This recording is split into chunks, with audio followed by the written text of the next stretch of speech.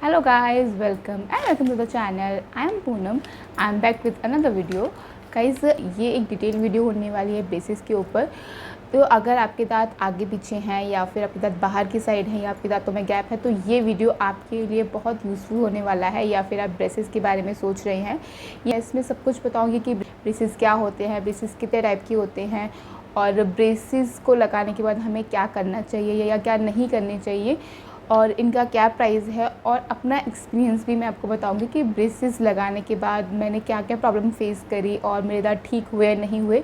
आपको किसी चीज़ के बारे में वही लोग नॉलेज दे सकते हैं या तो वो उस चीज़ के एक्सपर्ट हो, मतलब उस चीज़ को वो डेली देखते हो लाइक डॉक्टर, या फिर जिसने खुद चीज़ें फेस करी हो। तो मैंने ब्रेसेस को लेके काफ़ी चीज़ें फेस करी है, मेरे ब्रेसेस लगे हुए थे और अब का हट चुके हैं। तो इस वीडियो को आप एंड तक ज़रूर देखना, ये वीडियो होने वाली है आपके लिए बहुत ज़्यादा यूज़फुल। तो वीडियो स्टार्ट करते हैं। गाइस सबसे पहले तो मैं आपको ये बताती हूँ ब्रेसेस क्या होते हैं। ब्रेसेस एक डेंटल ट्रीटमेंट होता है जो ऑर्थोडोंटिक करता है।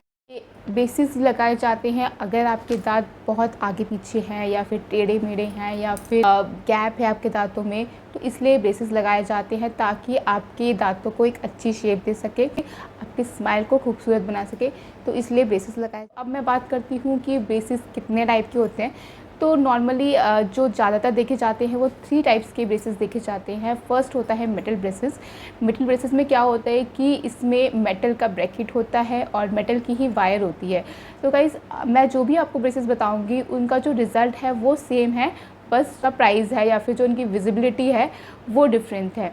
तो अगर मैं मेटल ब्रेसेस की बात करूँ तो उसमें मेटल का ही वायर होता है, मेटल का ही ब्रैकेट होता है, इस वजह से बहुत ज़्यादा विजिबल होता है।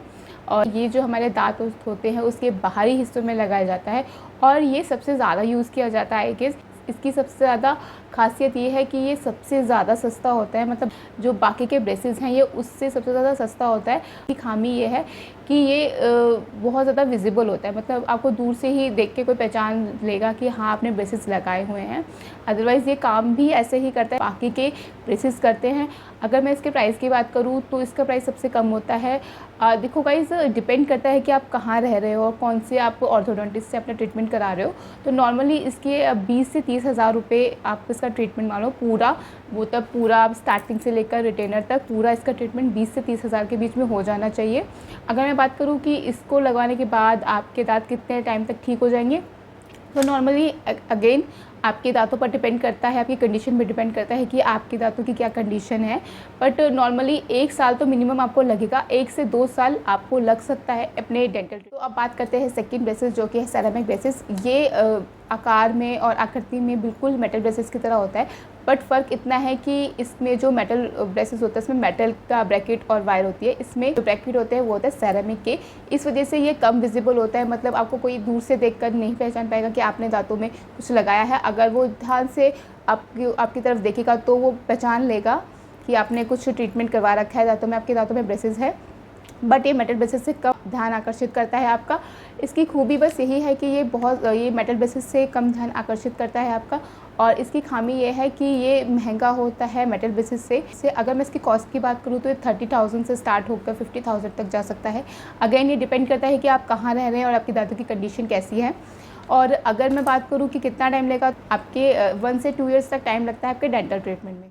सो गाइस अब बात करते हैं थर्ड ब्रेसेस जो कि है लिंगुइन ब्रेसेस। इसमें क्या होता है, ये बिल्कुल मेटल ब्रेसेस की तरह ही होता है। अंतर सिर्फ इतना है कि जो मेटल ब्रेसेस होते हैं वो हमारे दांत की बाहरी साइड भी लगते हैं, बट जो लिंगुअल ब्रेसेस होते हैं वो हमारे दांत के अंदर की साइड लगते हैं। तो इस वजह से ये बहुत ज़्यादा इसका प्लस पॉइंट है। अगर कोई अपने लुक्स को लेकर कॉन्शियस है कि नहीं ब्रेसेस दिखते हैं मैं नहीं लगवाऊंगी, तो वो लिंगुअल ब्रेसेस लगवा सकता है, क्योंकि ये बिल्कुल भी नहीं दिखते हैं। कोई भी देख के नहीं बता पाएगा कि आपने दांतों में कुछ ट्रीटमेंट करा रखा है। इसकी खूबी यही है कि ये नहीं दिखते बिल्कुल भी। अगर आप लुक्स कॉन्शियस हैं या फिर आप ब्रेसेस नहीं लगवा सकते क्योंकि आपको अच्छे नहीं लगते जब वो दिखते हैं, तो आप लिंगुअल ब्रेसेस लगवा सकते हैं, ये बिल्कुल भी नहीं लगेंगे। इसकी खामी ये है कि ये थोड़े से असुविधाजनक हो सकते हैं। दूसरा इसका जो खामी है ये है कि ये हर केस में नहीं लग सकता। अगर आपके बहुत ज़्यादा टेढ़े मेढ़े दांत हैं या फिर बहुत ज़्यादा आपके दांतों की कंडीशन ख़राब है तो ये उसमें वर्क नहीं करेंगे। तीसरी इसकी खामी यह है कि ये काफ़ी ज़्यादा महंगे हैं। ये 60,000 से लेके 1 लाख तक जा सकते हैं। इनका प्राइस अगेन डिपेंड करता है कि आप कहाँ पर रह रहे हैं और आपकी दांतों की कंडीशन कैसी। गाइस अब मैं बताती हूँ कि बेसिस का ट्रीटमेंट तो मैंने आपको बता दिया। सो एक चीज़ और होती है रिटेनर, वो भी आपको ज़रूर लगाना चाहिए जब आपका ब्रेसेस का पीरियड पूरा हो गया, लाइक आपके जो दांतों में लाइक गैप है, तो गैप है वो पूरा हो गया, मतलब पूरे आपके दांत मिल गए हैं, अब बिल्कुल भी आपके दांतों में गैप नहीं है, तो जो आपका ऑर्थोडोंटिस्ट है वो आपके दांतों में रिटेनर लगाएगा। वो जो रिटेनर होता है वो डिपेंड करता है वो आगे की तरफ लगा रहा है, पीछे की तरफ लगा। मेरे केस में पीछे की तरफ रिटेनर लगे थे, तो वो 1 से 2 साल तक रहेंगे। एंड रिटेनर भी बहुत ज़्यादा ज़रूरी होते हैं, क्योंकि अगर आप रिटेनर नहीं लगाएंगे तो जो आपके दांत हैं वो पहले की ही कंडीशन में आ जाएंगे। तो रिटेनर भी बहुत ज़रूरी होता है आपके दांतों में, वो भी ज़रूर लगवाएं। तो गाइज़ अब मैंने आपको तीनों के बता दिए हैं कि मेटल ब्रेसेस क्या होते हैं, सेरेमिक ब्रेसेस क्या होते हैं, एल्यूमिनियम ब्रेसेस क्या होते हैं। तो बात करते हैं कि इनको लगवाने के बाद क्या करना चाहिए और क्या नहीं करना चाहिए। सो गाइज़ ब्रेसेस लगवाने के बाद बहुत सारी प्रॉब्लम्स हो सकती है, मुझे भी काफ़ी ज़्यादा हुई थी, जिस वजह से मैंने कुछ चीज़ें कही थी, वो मैं आपको अभी वीडियो में बताऊंगी। तो वो आप ज़रूर ट्राई करना। मेरे लिए उन्होंने बहुत ज़्यादा वर्क किया था, क्योंकि मेरे लिए ब्रेसेस का जो ट्रीटमेंट था, जो पीरियड था, वो बहुत ज़्यादा पेनफुल था। तो वही चीज़ें बताने वाली हूँ। तो उनमें से फर्स्ट है, अगर आपके मसूड़ों में स्वेलिंग हो जाए तो आप 1 गिलास गुनगुना पानी लीजिएगा, 1 चम्मच नमक डालना एंड उससे कुल्ला करना। आपको ये कंटिन्यू बेसिस पे सुबह शाम करना है, आपको इससे काफ़ी ज़्यादा रिलीफ मिलेगा। सेकंड है, अगर आपका मान लो कोई तार आपको पोक कर रही है, मतलब कई बार क्या होता है जो तार होती है वो पीछे से बहुत ज़्यादा कट लगता है, मुझे तो बहुत ज़्यादा पोक करती थी। तो उसमें क्या होता है, आप एक सॉफ्ट वैक्स ले सकते हैं, आप ऑर्थोडोंटिस्ट है, आप उसी से सॉफ्ट वैक्स लेकर रखिएगा, मतलब लेकर रख लीजिएगा, क्योंकि इसकी ज़रूरत बहुत पड़ती है। मेरे लिए तो बहुत ज़्यादा पड़ी थी। जब भी मुझे कोई तार पीछे से पोक कर देते तो मैं उसके ऊपर वो सॉफ्ट वैक्स है वो यूज़ करती, तो इससे काफ़ी ज़्यादा रिलीफ मिलता है। जो आपको तार जो पोक कर रही है, मतलब आपको जाना चाहिए उस टाइम ऑर्थोडोंटिस्ट के पास, बट इन केस आप नहीं जा पाए, मतलब आपको मॉर्निंग का टाइम है, वो नहीं खुला है, तो आप उतनी देर तक जो वो सॉफ्ट वैक्स है वो यूज़ करिए, उससे आपको काफ़ी ज़्यादा रिलीफ मिलेगा, क्योंकि वो तार वहीं पोक करेगी तो वो जैसे कट जाएगा एंड आपको वो बहुत ज़्यादा पेन करेगा। इस थर्ड है कि आपको हमेशा अपने दांत साफ़ रखने हैं, आपको बहुत ज़्यादा अपने दांतों का अच्छे से साफ़ करना पड़ेगा। आपको सॉफ्ट ब्रश यूज़ करना चाहिए और अपने दांतों को हमेशा रात को भी ज़रूर वॉश करें, क्योंकि कई बार क्या होता है ब्रेसेस के बीच में खाना फंस जाता है और आपको अपने खान पान पर भी बहुत ज़्यादा, मतलब बहुत ज़्यादा आपको देखकर चीज़ें खानी पड़ेगी कि मुझे क्या खाना है क्या नहीं खाना है। कुछ चीज़ें आपको नहीं खानी चाहिए, जैसे कि आप कुछ हार्ड नहीं खाएंगे। हार्ड से क्या हो सकता है, जो आपका ब्रैकेट है वो टूट सकता है। मेरा काफ़ी बार टूटा था। जिसकी आप टाइट से अमरूद नहीं खा सकते, आप जो नट्स होते हैं उसको खाने से बचेगा। जो गाइस आपको जो रेशेदार सब्जियां होती है वो खाने से बचेगा, लाइक भिंडी, कटहल और भी जो रेशेदार सब्जियां होती है जो आपको लगता है कि आपके दांतों में फंस सकती है, उसको अवॉइड करेगा, उसको मत खाइएगा। और जो स्टिकी कैंडीज़ होती है वो भी आपको अवॉइड करनी पड़ेगी, जो आपके दांतों पर चिपक सकती है। सो गाइज़ मैं आप बताती हूँ अब अपना एक्सपीरियंस ब्रेसेस के साथ। सो गाइज़ मेरे दांतों में गैप था, इस वजह से मैंने ब्रेसेस लगवाए थे अपनी शादी से पहले, क्योंकि मुझे अच्छे नहीं लगते थे मेरे दांतों में गैप। मैं कॉन्फिडेंट होकर नहीं हंस पाती थी एंड कॉन्फिडेंट होकर बात नहीं कर पाती थी। मेरी जो हर पिक्स थी उसमें मेरे जो मुंह बंद ही आता था। कभी भी मैंने हंसते हुए पिक क्लिक नहीं करी। अगर आपके दांतों में गैप है, अगर आप भी ऐसे करते तो आप समझ सकते हैं, क्योंकि मैं बिल्कुल भी कॉन्फिडेंट नहीं थी अपने दांतों को लेकर। इस वजह से मैंने अपनी शादी से पहले ब्रेसेस लगवाए थे, बट गाइस ब्रेसेस ने मेरे लिए वर्क नहीं किया। इसमें मेरी भी थोड़ी सी गलती रही है और थोड़ी सी गलती मेरे जो ऑर्थोडोंटिस्ट है उसकी भी रही है। तो अपने लिए एक अच्छा और प्रोफेशनल ऑर्थोडोंटिस्ट ही चूज़ करना, क्योंकि बहुत ज़रूरी होता है। मेरे केस में क्या था कि मैंने ब्रेसेस लगवाए थे, हर महीने आपको जाना होता है या फिर वो डेट दे देते हैं कि आपको इस डेट में आना है। उस वक्त आपके जो ब्रेसेस की वायर है वो टाइट करते हैं, और जिस दिन टाइट करते हैं उस दिन बहुत ज़्यादा पेन भी होता है।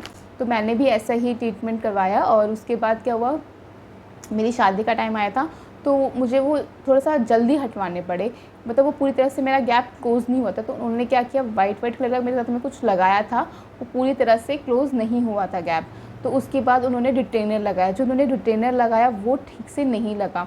मेरे एक साइड से ठीक लग गया, बट एक साइड से नहीं लगा, क्योंकि मेरे दांत का जो पीछे की साइड से नीचे से मसूड़ा काफ़ी फूल रहा था, तो उस वजह से वो ठीक से नहीं लग पाया। तो मुझे लगा वो लग गया, उनको भी लगा कि जो रिटेनर है वो ठीक से लग गया है। तो मेरी शादी का टाइम आ गया एंड शादी का टाइम बीतता गया एंड उसके कुछ टाइम बाद मैंने देखा कि मेरे दांतों में फिर से गैप स्टार्ट हो रहा है। तो मैं ऑर्थोडोंटिस्ट के पास गई थी, मुझे उन्होंने कुछ दिया था दांतों में लगाने के लिए कि आप इसको ज़्यादा से ज़्यादा लगा कर रखिए। एक उसके बाद मैंने वो दांतों में लगाया। फ़र्स्ट ऑफ़ ऑल तो मैं उसको ज़्यादा नहीं लगा पाई, क्योंकि मेरी शादी के बाद ही वो विजिबल काफ़ी होता था एंड बिल्कुल भी अच्छा नहीं लगता था। बहुत ज़्यादा चीज़ें होती हैं आपकी शादी के बाद, आपको लगता है कि हाँ आप अच्छे लगो, उस वजह से मैं उसको ज़्यादा नहीं लगा पाई। और कुछ टाइम बाद क्या हुआ कि मैं प्रेग्नेंट हो और मेरे दांतों में गैप बढ़ता गया, बट मैं वो ऑर्थोडोंटिस्ट के पास भी नहीं जा पाई। मेरे दांतों का गैप बढ़ता ही गया, वो इसलिए बढ़ता गया था क्योंकि मेरा रिटेनर सही से नहीं लगा था। तो गाइस, रिटेनर बहुत ज़्यादा ज़रूरी है आपके दांतों के लिए ट्रीटमेंट के बाद। तो गैप बढ़ता गया एंड फाइनली मेरे दांत बिल्कुल वैसे हो गए जैसे कि पहले थे। मेरे लिए ब्रेसेस ने बिल्कुल भी वर्क नहीं किया, मतलब ब्रेसेस मेरे लिए बिल्कुल बेकार रहे। मेरे जो मनी जो मेरे कॉस्ट लगी थी वो भी बिल्कुल बेकार रही। जो मैंने अपने इतना पेन फेस किया था वो भी बिल्कुल बेकार रहा। तो सब कुछ बेकार रहा। मेरे दांत बिल्कुल पहले की तरह ही हो गए हैं, बिल्कुल पहले की तरह में गैप आ गया है। अब देख सकते हैं मेरे दांतों में गैप, इधर की साइड ज़्यादा, मेरे फिर से दांतों में गैप आ गया है। तो गाइस, इसमें ऑर्थोडोंटिस्ट की भी गलती ये रही कि उन्होंने जो रिटेनर है वो ढंग से नहीं लगाया था एंड सेकंड मैंने भी उस चीज़ पे इतना ध्यान नहीं दिया क्योंकि एक के बाद एक चीज़ें होती गई। मतलब मेरी शादी के जस्ट थोड़े दिन पहले ही मैंने वो हटवाया था। सेकेंड कि मैंने उस चीज़ को अच्छे से नहीं लगाया जो उन्होंने मुझे दी। और थर्ड चीज़ ये रही कि मैं बहुत, जब मेरे दांतों में गैप बढ़ने लगा तब मैं उनके पास गई थोड़े सा और तो मुझे उनके पास चला जाना चाहिए था, शायद वो कुछ और मुझे इक्विपमेंट दे देते लगाने के लिए। सो गाइज़, आप भी एक अच्छे ऑर्थोडोंटिस्ट को ही चूज़ करना और अपने दांतों को ध्यान रखना कि अगर रिटेनर सही लगा है नहीं लगा है, क्योंकि दांतों में कुछ भी प्रॉब्लम होती है तो आप ऑर्थोडोंटिस्ट के पास जाना, आप उन्हें बताना कि ये प्रॉब्लम हो रही है मुझे। तो गाइज़, मेरे लिए तो ब्रेसेस ने वर्क नहीं किया, मेरे दांतों के गैप फिर से वैसे ही हो गया है। मेरे जो पूरे पैसे थे वो ख़राब गए और जो मैंने पेन इतना फेस किया था वो भी ख़राब रहा। तो बहुत बुरा भी लगता है कि अब मेरे दांतों का गैप ठीक नहीं हुआ। तो गाइज़, आप ऐसी गलती मत करना। तो गाइज़, अगर आपका कोई कलीग है या फिर आपके रिलेटिव है जो ब्रेसेस लगवाने की सोच रहा है तो उसको ये वीडियो ज़रूर शेयर करना, उसके लिए वीडियो बहुत ज़्यादा यूज़फुल होगा। सो गाइज़, आज की वीडियो के लिए इतना ही, जल्दी मिलूँगी अगली वीडियो के साथ, तब तक के लिए बाय बाय।